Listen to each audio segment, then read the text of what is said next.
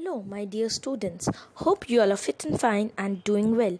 I am Shromona Neogi, Assistant Professor at Nopani Institute of Management Studies. Today, we are going to discuss on the topic of HR policies. Now, what are HR policies? HR policies are formal rules and procedures that dictate how certain matters should be addressed in the workplace, including employee rights and duties. HR policies are tied to employment laws.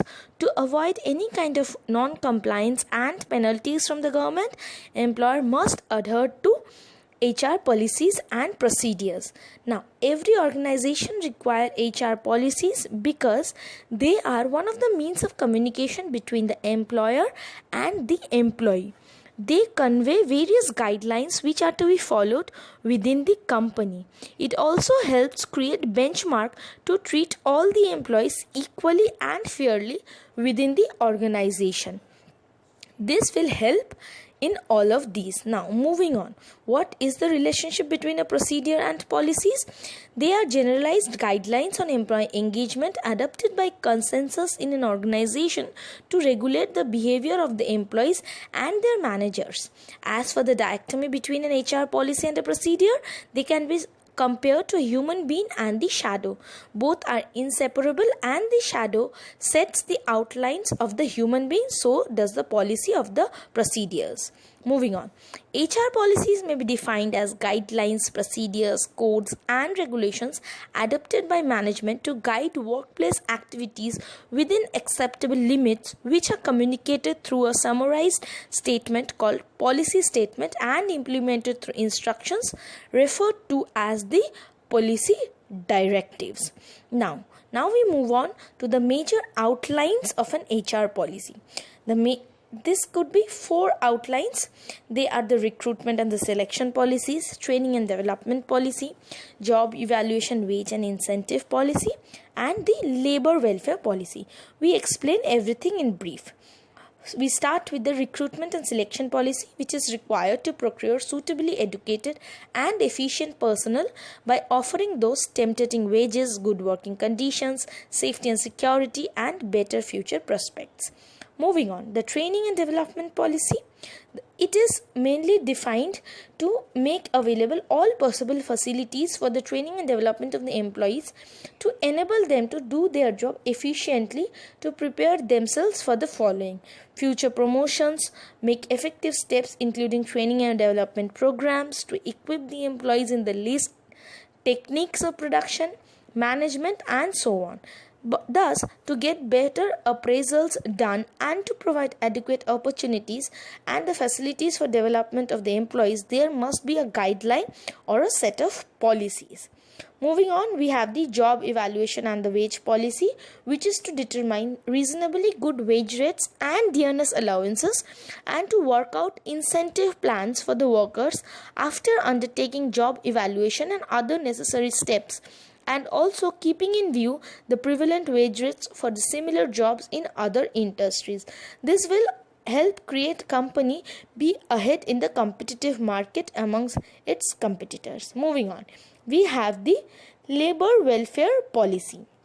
Now, to improve industrial relations by evolving a suitable machinery for settlement of disputes, to encourage mutual negotiations, to prepare and execute labor welfare programs, and to manage all facilities for health, education, and other welfare programs, a proper policy is to be implemented in any kind of organization. Thus, a policy will help to have everything in place.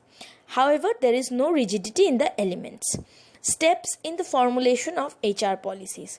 There are 5 steps: identifying the areas, collection of data, evaluation of alternatives, communication of the policy, and evaluation of the policy. Now we come to identify the areas. The area where HR policies are needed are to be identified. Important areas are like recruitment, selection, training, compensation must have specific policies clearly spelled out.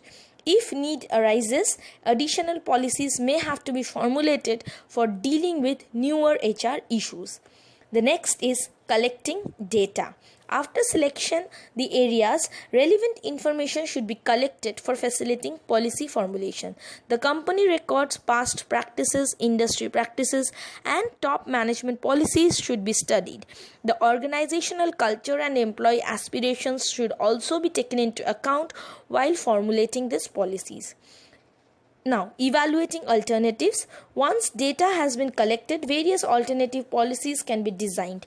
Each alternative has to be evaluated in terms of their contribution and the desired objective. The policy should be for the betterment of the existing HR system and formulated in congruence with other organizational policies.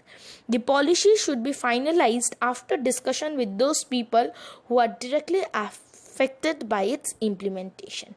Now we come to the communication of the policy. The policy details should be conveyed to all the workers throughout the organization.